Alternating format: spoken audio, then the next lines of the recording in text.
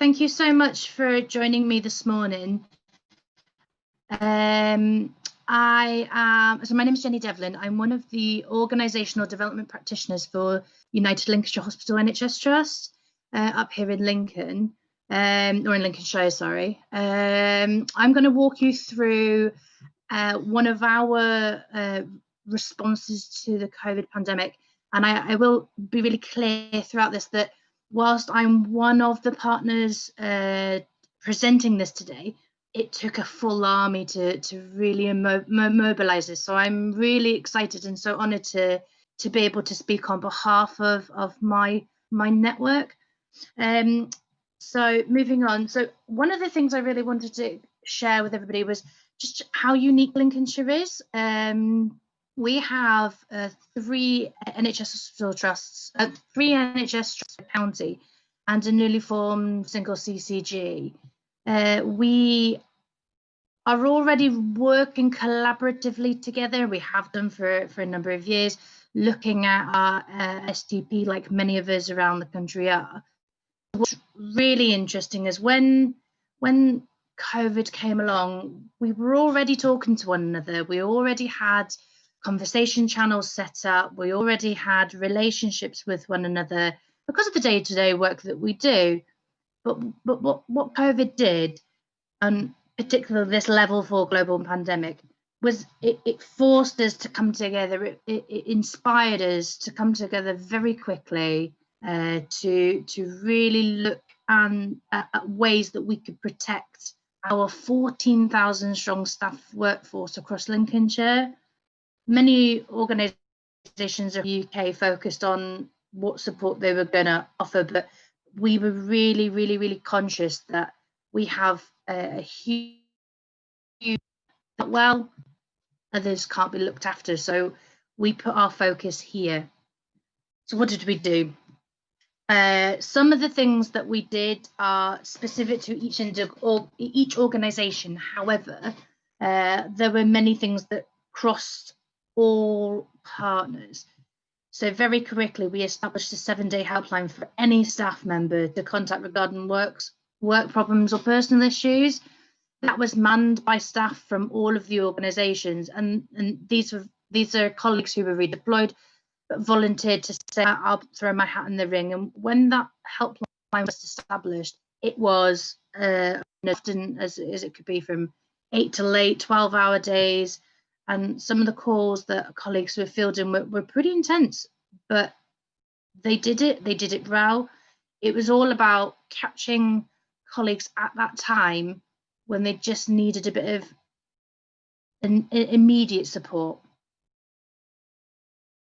One of the things that we all committed to, that I'm sure every organisation did over the last couple of months, we established daily updates to keep staff informed about what was happening locally in our region and nationally. As we know, because it's a fast-paced incident, there's forever changing elements to it. There is so much confusion and information out there to really absorb. So our organisations took a very firm standpoint that we were going to create immediate and continuous updates for staff on things like our staff internet portals, on social media, alongside increasing things like our staff briefings. So just in my organisation, for example, we suddenly saw our senior executive team take to Facebook Lives on our closed Facebook groups, which really has been a massive hit, with our workforce being able to see our very senior leaders taking the reins in a global pandemic and keeping us calm and keeping us on a very clear pathway. So much so that they've continued to do that, which is really great to see. We've extended our specialist mental health support. So thankfully, within our system in Lincolnshire, we do have one of our NHS trusts is a mental health. So Lincolnshire Foundation NHS Partnership, LPFT, they are amazing. They have really stepped up the offer of mental health support to not only the community, but to our workforce.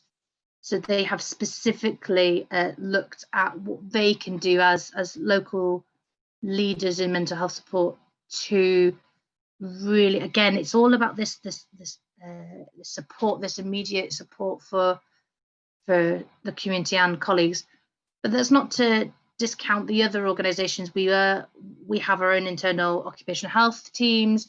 We've got health and wellbeing champions. We've got our mental health first aiders. We've got advocates within each of the organisations that whilst day to day have been doing a great job pre-COVID. When this scenario came to the forefront, every one of these colleagues stepped forward and offered additional support to their peers, which is just incredibly amazing to see. We increased information around our practical solutions and advice because that was something, as we all know, really started to worry people. So information around things like finances. We had colleagues who worked in bank roles or short-term roles who really were hit financially. So we've worked hard to share resources and enable them to access additional information to support them through these tough times. Equally, as organisations, we've worked hard with colleagues to keep their physical health and connectivity to organisations when they've been remote working, for example, as clear as possible. So we've fast-tracked the implementation of things like Teams, and we've really made our remote work resources more robust. Credit our ICT teams are a credit, I'm sure, as they are in every NHS trust or in every organisation. The last 9 months, these guys have pulled magic tricks out of hats that are just, I'm in awe of. We really focused on early delivery of staff tests and risk assessments. This was even ahead of the national requirement because we recognised locally that we had a real need to safeguard our staff. Again, I think safeguarding is really the thing that we're hearing quite a lot.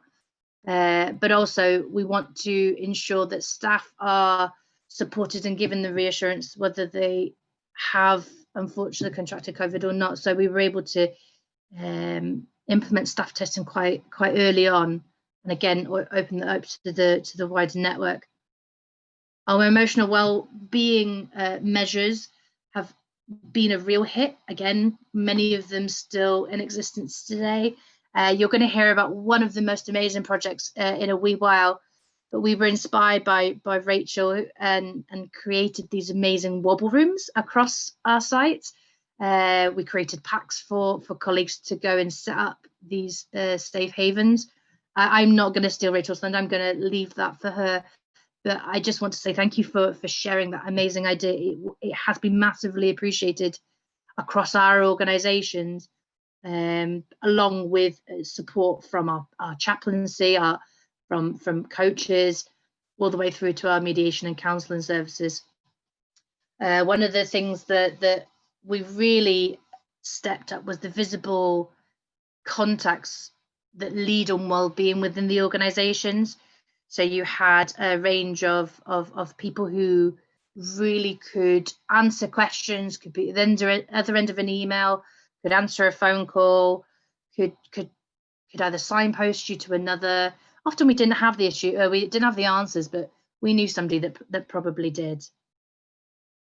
Just to kind of give you some of the visuals and share the fantastic work that we've done. So this was actually created by our system.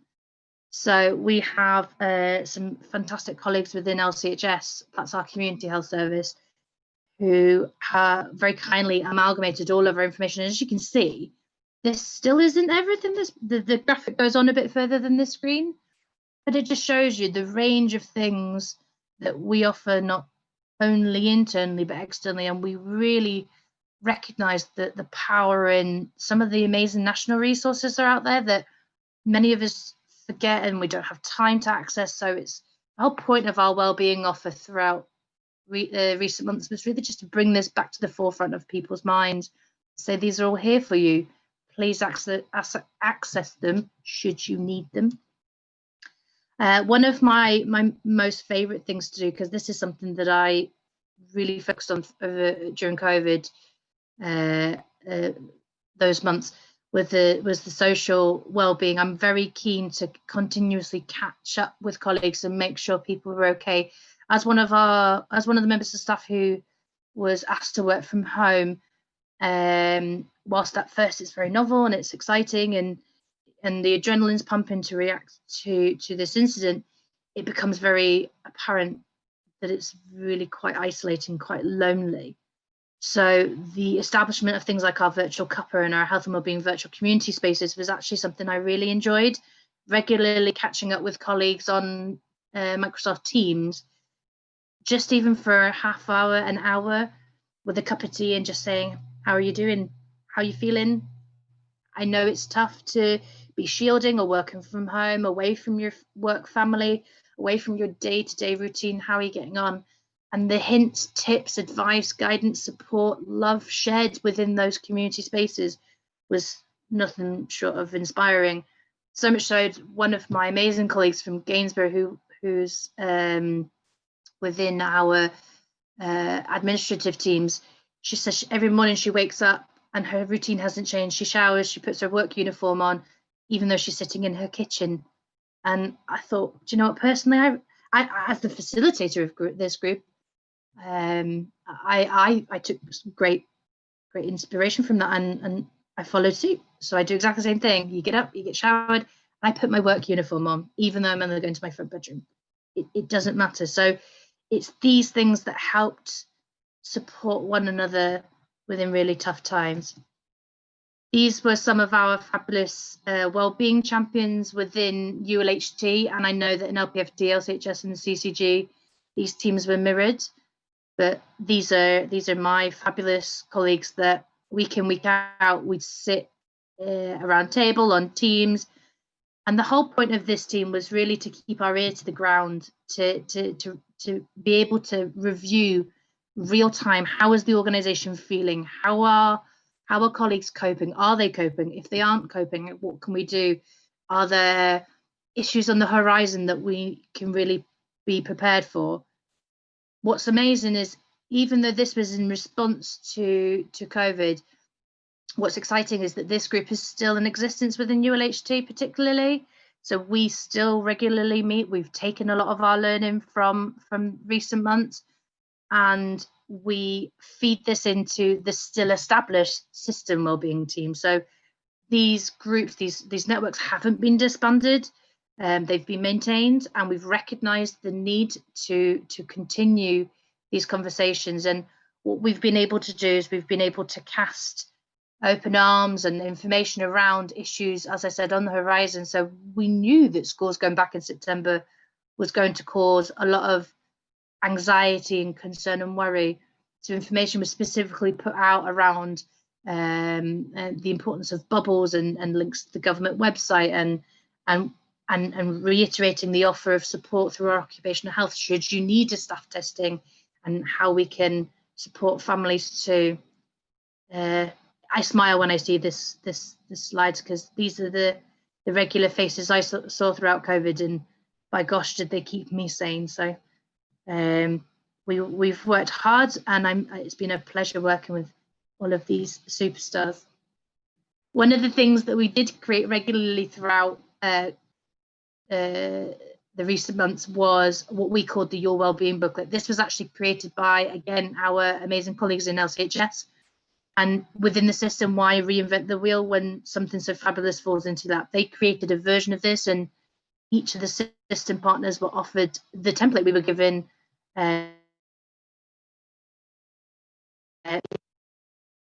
in system. We equate for about 8,000 of that 14,000. So what we did every week was physically create a printable booklet that had everything from our most recent SBAR updates to senior execs updates, to hints and tips about desk exercises if you are working from home, or those case studies from those staff who are redeployed into roles that were so far away from their day job. We had some absolutely amazing stories, and we recognised very early on that our well-being is often inspired by that positive energy. That the energy has to come from somewhere, and sharing good news and great inspirational stories was within our gift to do. We then repeated this process, as I said, weekly. And what it's actually done now is this has inspired a static booklet that we reviewed. Again, it's taken the learning from this immediate or a rapid response to something that we got great feedback about, constantly being kept in the loop, constantly being reviewed and updated. So we've taken that learning and why now? Some of the things that we offer, I've said many of these things already fantastically. One of the big things that we recognize as a system is when we're offering and highlighting and promoting our wellbeing offer, we really do. Staff get turned off very quickly when you say, here's your emotional well-being offer, and you use all terminology. No, let's just be human about it. How are you? Starting with that really key phrase, how are you? What do you need in this immediate space? And this graphic was updated and added to and tailored and amended so many times as more and more fantastic resources were added to our toolkit. We are in situ in many teams and departments. To our coaches within organizational development, they were brilliant. Many coaches were called upon just to kind of anchor and calm many of our leaders, and remind them that they can do it. It's got skills. What we've learned from this, though, is really where we're going to go, because I'm really enthused to hear that many across the network realise that we can't just put this learning down. We can't go back to where we were. So as I've said already, we are going to retain these wellbeing networks both internally and externally within our system. We're going to keep this trained at working and share resources. We are so much stronger together. By having this true ear to the ground means that we can support staff before the bubble bursts. Our helpline remains active even now. It's there to support staff with their daily work or personal issues, but they will signpost to more specific support should a member of staff need it. One thing exciting about that is that's actually been widened, that reach has been widened as well. It's not just for us within the NHS, that has been widened to include our STP partners. There's guys at the very beginning where I shared our primary care partners, our partners in the local authority and caring organisations, that we really recognise the value in this resource and we want to share it with as many people as possible. Our mentors and coaches are still really important, and we've seen a real thirst and hunger interest in take up in coaching and mentoring, which is incredibly exciting to see, as there is an active encouragement, especially in our organisation, about compassionate leadership. So coaching and mentoring just naturally feeds that. So I'm so excited to see it. There's also been additional funding within our system to train up more fabulous mental health first aiders, which is so fabulous. But that's within the wider network. That's within colleagues within primary care and social care services organisations. So that's brilliant to see. We know the value of them in the NHS. So having more mental health first aiders across the system is only positive. We have maintained these priority pathways into our local mental health services. Keeping our frontline workforce well enables them to look after those who need us, which means that really feeds into the next thing, that we're really keeping well-being as a check-in, as a standard. We've integrated it as a standard tool for managers to really focus on. But we've even put them in things like our appraisal process. We want to know how you're doing. Don't wait until that bubble bursts. We've retained those fabulous wobble rooms and timeout space. And actually, it's inspired us to look at more dedicated timeout zones and support colleagues with that space in those operational environments should they need it. So again, it's how can we keep people well for longer and continue to offer the amazing support that my colleagues do. That's me. I didn't think I would waffle on for 20 minutes, but I'm impressed I have. I would love to take some questions if anybody has any. Hey Jenny, thank you so much for that. That was lovely. I do have, there are a few comments and questions on the chat. I don't know if you can see it. I mean, I've read them. So yeah, I'm just going to stop sharing my screen, and then that way I can see people and see questions. She says, this is where I'll break it. I'm with you. I'm with you. Some lovely comments. Lots of people, so I'm just pottering through them now. From Sally says, as a staff member at ULHT, the Wellbeing booklet was one of my favourite resources, from the formal updates to knowing the supermarket opening times, NHS hours, etc. Free access to apps and discounts on offer. It was mega helpful. So people. Sally, thank you so much. I'm glad that did well. Yeah, and Karen absolutely loved the booklet. We do have a question asking, do you know if the BAME staff at the United Lincolnshire took up any of your offers, and if there was any recognition specifically for the wellbeing that they might have?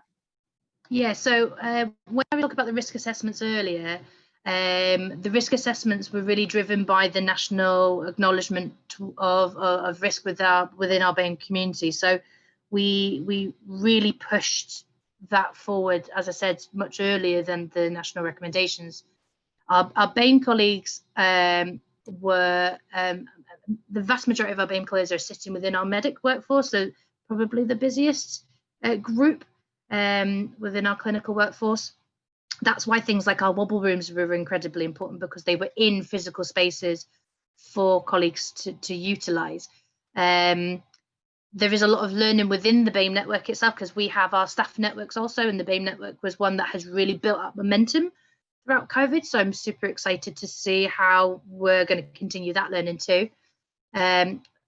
We don't really record who accesses what resources, because many of them were self-care, many of them were access them at your own whenever you needed them. It wasn't necessarily a case of come to a particular team and we'd give you a response. So we did get some great feedback from the booklet. I think both Karen have mentioned, especially the weeks when we were talking about here's our union rep, forget the power of knowing just who is around some of the formal processes that we deal with day to day. And that had a really great response from our medics, because to share that particular resource, we didn't just put it on the internet and hope that everybody got it. It was shared as pictures on social media. It was shared as a static document on the internet. It was downloaded onto WhatsApp and text to everybody as a PDF. If I could have it flying from the back of a plane from one of the local Air Force bases, I probably would have tried it. I hope that kind of answers the question. Myself, yes, thank you. I've also, that was from Divine. So Divine, if you have any more, if you want anything else, please do type it in the chat section and I can ask for you. People were loving, so I think it was Phil, yeah, loved the health and wellbeing current offer sheet that you had, and just wondered if it was downloadable anywhere, or if not, maybe we can pop it online with this.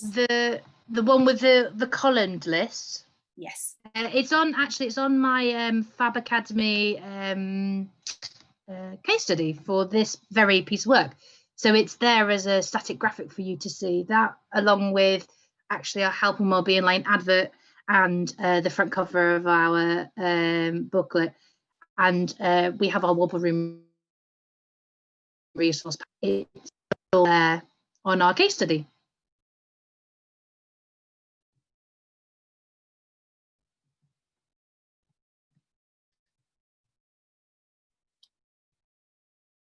Can you hear me now? I'm just getting used to this. There we go, I can hear you now. Left. So if anyone's got any more questions, just pop them in the chat. If not, thank you very much, Jenny, that was great. And if everyone wants to stick around for Rachel next, that would be fab. But I'm just going to put everything on hold while I get Rachel set up.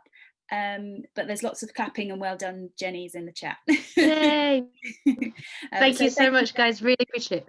Thank you very much. And I'll just swap over to the next introduction now. Thank you.